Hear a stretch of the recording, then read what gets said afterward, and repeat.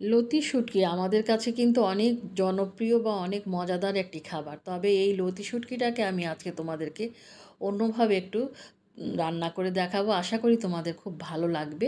আর ভালো লাগলে অবশ্যই লাইক, কমেন্ট, শেয়ার করে দিবে। ফেসবুক পেজ থেকে যারা দেখছো পেজটা ফলো না করে থাকলে ফলো করে দিও। যারা ইউটিউব চ্যানেল থেকে দেখছো তারা এখনও চ্যানেলটি সাবস্ক্রাইব না করে থাকলে চ্যানেলটি সাবস্ক্রাইব করে পাশে থাকা বেল বাটন ক্লিক করে দিবে, যেন ভিডিও আপলোড করার সাথে সাথে নোটিফিকেশান তোমরা পেয়ে যাও, নিত্য নতুন ভিডিও আমার চ্যানেল থেকে উপভোগ করতে পারো। হ্যালো ফ্রেন্ডস, আসসালামু আলাইকুম, welcome back to Molly's creation. কেমন আছো তোমরা? আশা করি আল্লাহ রহমতে ভালো আছো। তো আজ তোমাদের সাথে নিয়ে এসেছি লতি শুটকির রেসিপি। এখানে আমি 250 গ্রাম লতি একদম সুন্দর করে কেটে নিয়েছি। দেখো, কেটে ধুয়ে পরিষ্কার করে নিয়েছি। আর এখানে দুটা সিঁদুর শুটকি আমি একদম সুন্দর করে ধুয়ে পরিষ্কার করে নিয়েছি। খুব বেশি শুটকি দেওয়া লাগবে না। এখন আমি লতিগুলোকে দেখো একটা যে আমরা যে কাটার যে বোর্ডের উপরে নিয়ে নিয়েছি, তোমরা এটা কিন্তু শিলপাটায়ও করতে পারো। এভাবে আমি এটাকে ছেঁচে নিব। শিলপাটায় করলে একটু বেশি ভর্তার মতন হয়ে যাবে, মানে ছাঁচাটা বেশি হয়ে যাবে। সেজন্য আমি কাঠের যে আলু ভর্তা বা ভর্তা করার যে বাটনাটা থাকে সেটার মধ্যে দিয়ে আমি ছেঁচে নিচ্ছি। আর এখানে আমি রসুন, এখানে ইন্ডিয়ান যে রসুনগুলো আছে সেই রসুনগুলোর কয়েকটা কোষ আমি এভাবে ছেঁচে নিব। এখানে রসুনের পরিমাণটা একটু বেশি লাগবে, আমি কয়েক ভাগে আমি রসুনটাকে দিব। দেখো, রসুনটা কিন্তু একদম যে ভর্তার মতন একদম খুব বেশি ছাঁচা লাগবে তা না, এভাবে হালকাভাবে ছেঁচে নিতে হবে। চুলায় একটা কড়াই বসিয়ে দিয়েছি, আর এর মধ্যে আমি দিয়ে দিয়েছি 2 টেবিল চামচ পরিমাণ সয়াবিন তেল। তেলটা যখনই একটু গরম হয়ে উঠবে তখন এর মধ্যে আমি ধুয়ে রাখা যে শুটকি, সিঁদুর শুটকি, সেটা দিয়ে দিয়েছি। তোমরা এটার পরিবর্তে চাপা শুটকি দিয়েও করতে পারো বা পুঁটি শুটকি দিয়েও করতে পারো। তো শুটকিটাকে দেখো এভাবে ভেজে নেওয়ার ফল কি সুন্দর একটা ম্যাজিক দেখবে তোমরা। এভাবে যখন শুটকিটাকে তেলের মধ্যে ভেজে নিয়েছি তখন ভেজে নেওয়ার ফলে কি হচ্ছে তোমরা দেখতে থাকো, আশা করি তোমাদের ভালো লাগবে। দেখো, শুটকিটা ভেজে নেওয়ার ফলে এই যে কাঁটাটা বের হয়ে গেল। আর এর ফলে হবে কি, যে কাঁটাটা তুলে আমি ফেলে দিলাম। আর এর ফলে লতিটা রান্না করার পরে শুটকির যে কাঁটা, এটা কিন্তু আর থাকবে না। কিন্তু শুটকির একটা এই যে তেলের সাথে মিশে গেল, এটা একটা সুন্দর ফ্লেভার কিন্তু লতির মধ্যে চলে আসবে।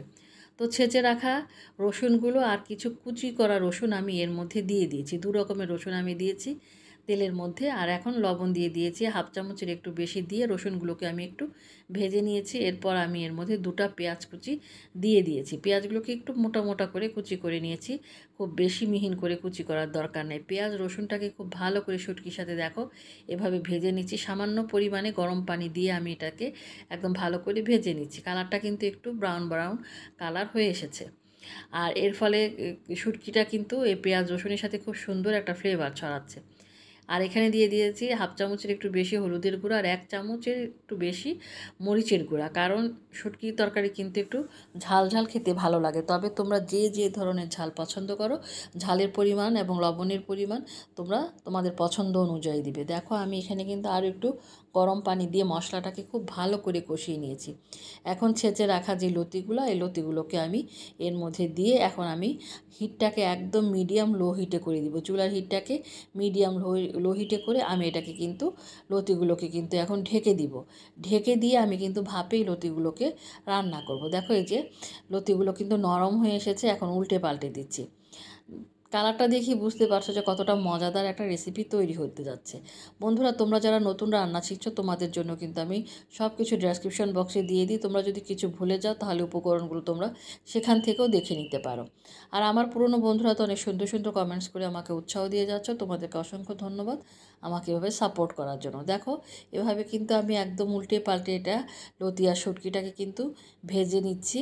আর সামান্য পরিমাণে আমি এখন লতির মধ্যে পানি দিয়েছি, যেন মশলার কোনো যেন গন্ধ এর মধ্যে না থাকে। এই যে দিয়ে আমি এখন সামান্য বলতে হাফ কাপেরও কম গরম পানি আমি দিয়ে এখন আমি কিছু রসুন, আমি আস্ত রসুন রেখেছিলাম, রসুনের যে কোষ ছিলে রেখে দিয়েছিলাম, সেই 4-5টা রসুনের কোষ আমি এর মধ্যে দিয়ে দিয়েছি। দিয়ে এখন আবার ঢেকে দিয়েছি, উল্টে পাল্টে দিচ্ছি। এখন একদম লো হিটে এই লতিটাকে বসিয়ে রাখবো। এতটা টেস্ট হয়, তোমরা যদি না খাও বুঝতে পারবে না। এটা গরম ভাতে অসাধারণ লাগবে, মানে মাছ মাংস খাওয়া বাদ দিয়ে তোমরা এই লতি দিয়ে যে শুটকি রান্না, এই তরকারিটাই খাবে। 4-5টা কাঁচামরিচ মাঝখান থেকে চিড়ে আমি এর মধ্যে দিয়ে আবার ঢেকে দিয়েছি, যেন কাঁচামরিচের ফ্লেভারও যোগ হয়, কাঁচামরিচটাও যেন সেদ্ধ হয়ে যায়। এখন আমি দিয়ে দিলাম উপর থেকে ধনিয়া পাতা কুচি দিয়ে। এখন আমি আবার এটাকে ঢেকে দিব সামান্য 1 মিনিটের জন্য। আমি এটাকে ঢেকে রাখবো একদম দেখো মাখা মাখা হয়ে গিয়েছে, এটাকে আমি বলি লতির ভর্তা, অর্থাৎ শীতল শুটকি দিয়ে লতির ভর্তা বলি। দেখো একদম মাখো মাখো হয়ে গিয়েছে, আর এতটা মজাদার বন্ধুরা, আমি তোমাদেরকে বললাম তোমরা তৈরি করে খেয়ে অবশ্যই আমাকে জানাবে যে এই আমার শীতল শুটকি দিয়ে লতির যে রেসিপি এটা কেমন লাগলো। একদম অন্য রকমের রেসিপি, খেতে অসাধারণ লাগে গরম ভাতে। যারা শুটকি প্রেমী আছো তারা তোমরা মানে অবশ্যই তৈরি করে খেয়ে আমাকে জানাবে। তো দেখো তৈরি হয়ে গিয়েছে, কালারটা কতটা সুন্দর হয়েছে, মানে ভাত একদম হলুদ হয়ে যায় এরকম একটা তরকারি থাকলে। আর এই গরমের দিনে কিন্তু এই ধরনের তরকারি দিয়ে খেতে কিন্তু অসম্ভব ভালো লাগে। তো তোমাদেরকে আমি দেখাচ্ছি ফাইনাল লুকটা যে কতটা সুন্দর হয়েছে। তো বন্ধুরা তোমরা কিন্তু এভাবে তৈরি করে খেয়ে আমাকে জানাবে আজকের রেসিপি কেমন লাগলো। দেখো এই রসুনগুলো খেতে কিন্তু অনেক ভালো লাগে, আর রতিতে প্রচুর পরিমাণে আয়রন আছে, আর রসুন তো আমাদের শরীরের জন্য খুবই উপকারী। তো দেখো সামান্য মশলা দিয়ে তৈরি হয়ে গেল মজাদার একটা রেসিপি। তো আজকে এই পর্যন্তই, তোমরা সুস্থ থাকো, ভালো থাকো, সামনে আরও সুন্দর ভিডিও নিয়ে তোমাদের সাথে দেখা করবো। সে পর্যন্ত বিদায় নিচ্ছি, আল্লাহ হাফেজ।